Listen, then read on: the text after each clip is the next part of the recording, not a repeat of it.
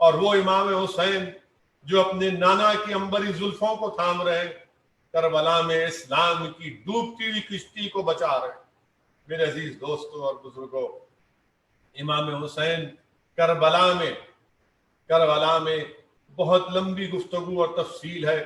میں صرف آپ سے آج کے جلسے میں اتنا عرض کرنا چاہتا ہوں کہ امام حسین کی شہادت، اہل بیت کی شہادت، یہ کیا ہے؟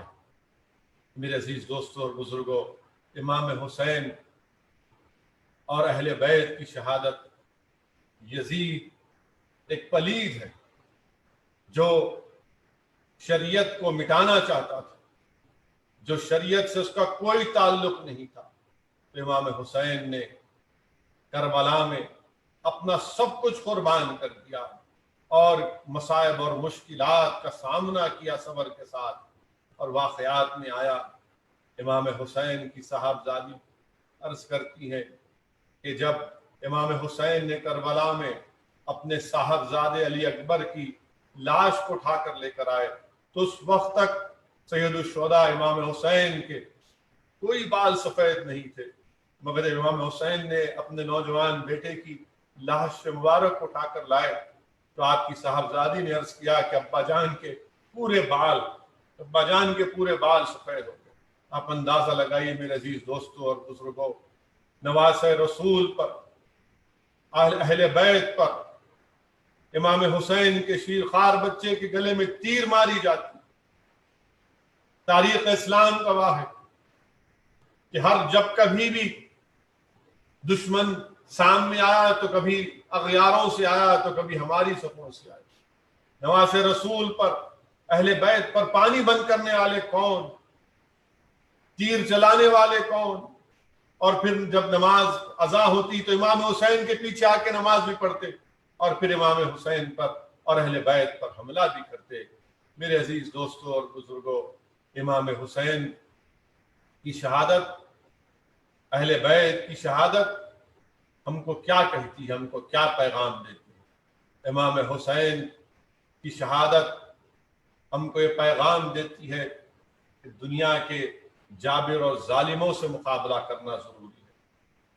امام حسین کی شہادت سے ہم کو حوصلہ ملتا ہے کہ ظالموں کا ظلم نہیں سہیں گے بلکہ مظلوموں کا ساتھ دیں گے، کمزوروں کا ساتھ دیں گے اور ظالم اور جابروں کو ان کے ظلم کرنے سے روکیں گے۔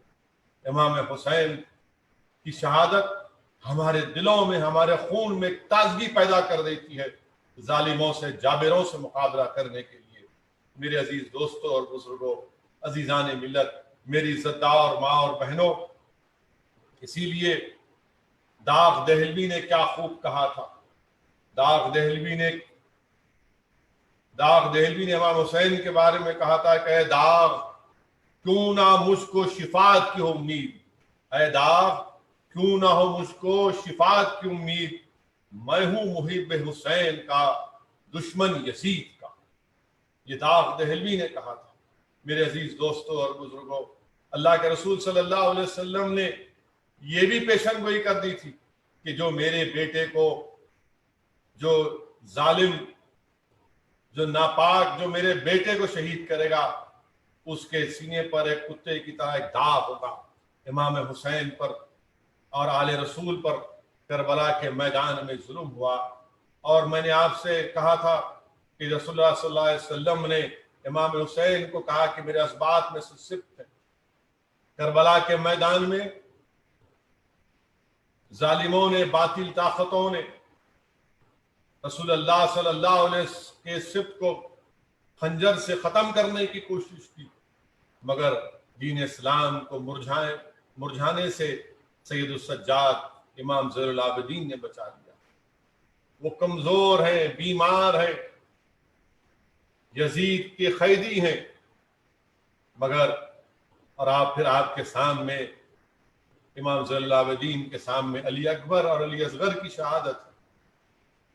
امام زین العابدین کے سامنے امام حسین سے جو ظلم کیا گیا وہ آپ کے سامنے، آپ کی شہادت، سید الشہداء کی شہادت سامنے۔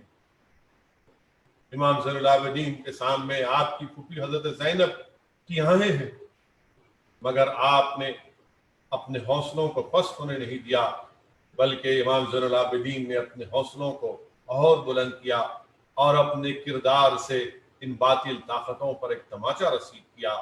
اور امام زین العابدین نے ہم تمام کو یہ پیغام دیا کہ دین حق کی سربلندی کے لیے، باطل طاقتوں کی شکست کے لیے، ظالموں کے ظلم کو روکنے کے لیے، مظلوموں کا ساتھ دینے کے لیے، کمزوروں کو ان کا حق دلانے کے لیے، اگر تمہارا گھر بار لٹتا ہے تو لٹ جائے، اگر تم کو قید و بند کی صحبتیں برداشت کرنا پڑے تو برداشت کرو، اگر تمہاری اولاد کٹتی ہے تو کٹنے دو، مگر کبھی بھی تمہارے جسموں میں زندگی کی آخری سانس جب تک اللہ رکھے گا کبھی بھی باطل طاقتوں سے سمجھوتا مت کرو۔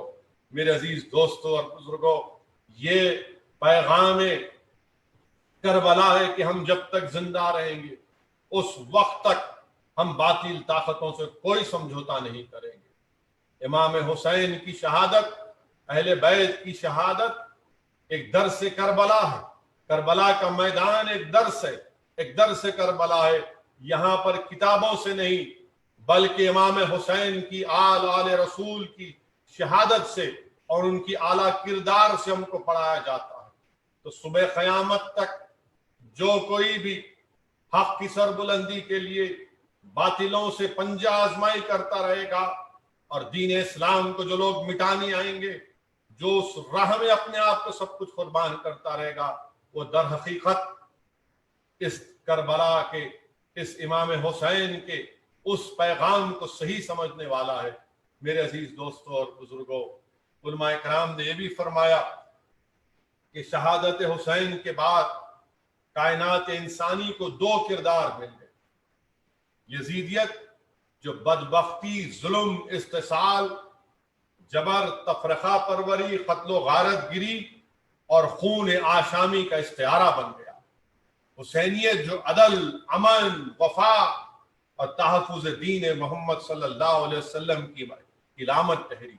میں نے ہمیشہ کہا اور جب تک اللہ اسد الدین اویسی کو زندہ رکھے گا میں کہتا رہوں گا کہ قیامت تک حسین زندہ رہیں گے اور حسینیت کے پرچم قیامت تک لہراتے رہیں گے۔ یزید قیامت تک کے لیے مردہ ہے اور یزیدیت بھی قیامت تک کے لیے مردہ ہے۔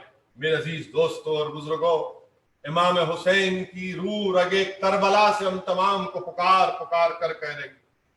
سیدہ زینب کی روح اجڑے ہوئے خیمے سے آواز دے رہی ہے، علی اکبر، علی اصغر کے خون کا ایک قطرہ دریائے فرات کا کنارہ جو اہل بیت کے خون سے لال ہوا، وہ تمام کو پکار پکار کر کہہ رہا ہے کہ اگر حسین کے تم چاہنے والے ہو تو حسینیت کو اپنے کردار میں، اپنے عمل میں زندہ کرو۔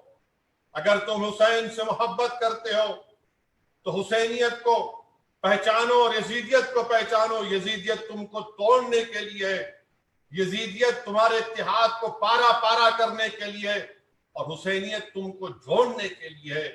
یزیدیت اسلام کو توڑنے کے لیے ہے اور حسینیت اسلام کی دیواروں کو اٹھانے کا نام ہے۔ یزیدیت اسلام کے خزانوں کو لوٹنے کا کام کرتی ہے اور حسینیت اسلام کے خزانوں کو، ان کو بچانے کا کام کرتی ہے۔ یزیدیت ظلم ہے، حسینیت امن ہے۔ یزیدیت اندھیرا ہے، حسین نور ہے، علم ہے۔ میرے عزیز دوستوں اور بزرگوں، یہ چیز کو ہم کو سمجھنا پڑے گا۔ یاد رکھیے کہ یزیدیت کو پہچاننا ضروری ہے۔ یزیدیت ہمارے اتحاد کو پارا پارا کرنا چاہتی ہے اور حسینیت اسلام کے دیواروں کو اٹھانے کا نام ہے۔ آج وطن عزیز میں مختلف طور طریقے سے ہم پر ظلم ڈھائے جاتے ہیں، ہم پر ظلم ڈھائے جاتے ہیں۔ بڑے بڑے یو اے پی اے کے سیکشن لگا کر جیلوں میں ڈالا جاتا ہے، مگر باطل طاقتوں کو جاننا چاہیے کہ ایک دن تمہارا ظلم ختم ہوگا انشاءاللہ تعالی، ایک دن تمہارا ظلم ختم ہوگا۔ ہم حسینیت کے پرچم تلے، ہم حسینیت کو کے پرچم اٹھائے ہوئے ہیں۔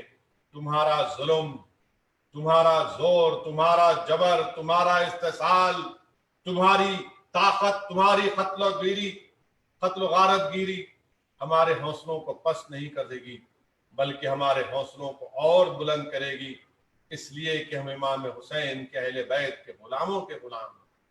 मेरे अजीज दोस्तों और बुजुर्गों, हमको हमारे हौसलों को बुलंद रखना है, अल्लाह की जात पर अटूट तवक्कल करना है, डरने और घबराने की जरूरत नहीं है। अल्लाह हमारे साथ है, अल्लाह हमारे साथ है। और मैं हमेशा कह रहा हूं कि मैंने बुजुर्गों की जबान से सुना कि हस्बुनल्लाह व निअमल वकील। इमाम हुसैन की शहादत, इमाम हुसैन और अहले बैत की कुर्बानियां हमको एक हौसला देती है कि हम इन जालिम ताकतों से कभी ना डरें। मेरे अजीज दोस्तों और बुजुर्गों, अहले बैत से मोहब्बत में इजाफा करिए। मुझे यहाँ पर कश्फुल महजूब में दाता गंजबख्श अली हुजूरी रहमतुल्लाह अलैह ने अपने इस किताब में इमाम बाखर का वाक़या लिखा रज़ियल्लाहु ताला।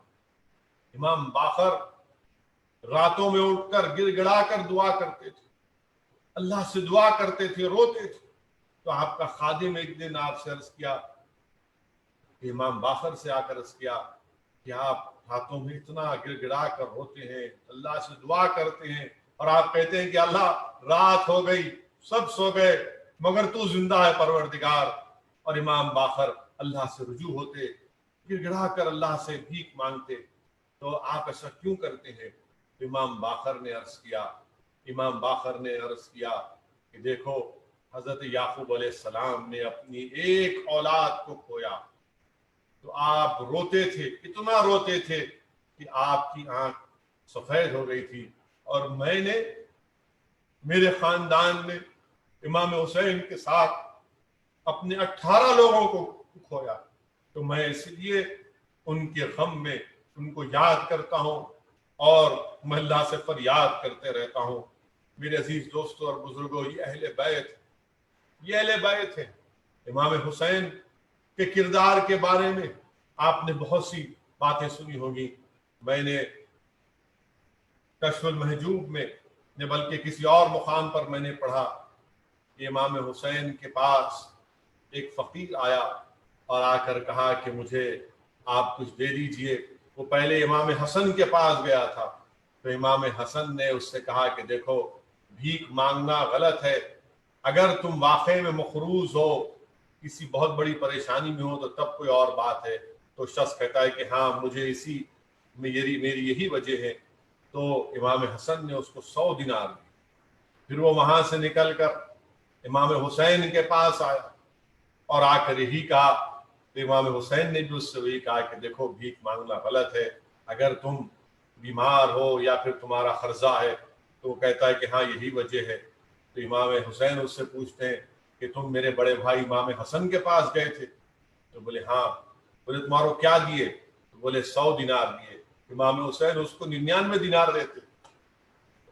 आप देखिए, वो पूछता है कि आप इमाम हसन, हमको 100 दिया, आप मुझे 99 देते?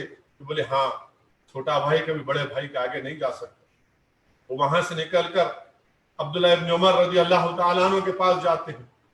वो भी उसको कहते हैं, वो उसको सिर्फ 7 दिनार देते हैं। वो कहता है कि ये क्या बात है, मुझे इमाम हसन ने 100 दिए, इमाम हुसैन ने 99 और आप 7 देते हैं। तो अब्दुल्लाह इब्न उमर से कहते हैं कि वो दोनों नवासे रसूल है, इल्म में तक़वे के एतबार से मुझसे बहुत आगे हैं, तो मुझे उनसे क्यों जोड़ता है? मेरे अजीज दोस्तों और बुजुर्गों, ये तमाम चीजें ऐसी हैं जिसको आपको हमको सोचना है, अपने गिरेबान में झांक कर देखना है कि हम किस राह पर जा रहे हैं। हमारी और आपकी जिंदगी कब खत्म हो जाए किसी को नहीं मालूम। ये जिंदगी का चिराग कब गुल हो जाए सिर्फ अल्लाह ही जानता है। कोई ये नहीं कह सकता कि मैं इतने साल जिंदा रहूंगा, इतने साल मैं ये करूंगा। मेरे अजीज दोस्तों और बुजुर्गों, सारी दुनिया ये कोविड वायरस में है और हमने देखा कि कई लोगों का इंतकाल हो गया, बल्कि हमारे वतन अजीज में 62,000 लोग इस कोविड 62,550 लोग अब तक आज तक इसमें उनकी मौत हो चुकी है। 34 लाख से ज़्यादा लोग इस कोविड वायरस से मुतासर हो चुके हैं। इसीलिए हमारी ज़िंदगियों में बहुत कम वक्त है और उस ज़िंदगी के उस कम वक्त को हमको अच्छी तरह गुजारने की ज़रूरत है। और आज के जलसे का यही पैगाम है कि हम शहादत इमाम हुसैन को अपनी ज़िंदगियों में मलूज़ रखें, किरदार हुसैनी को अपनी ज़िंदगियों में ज़िंदा कर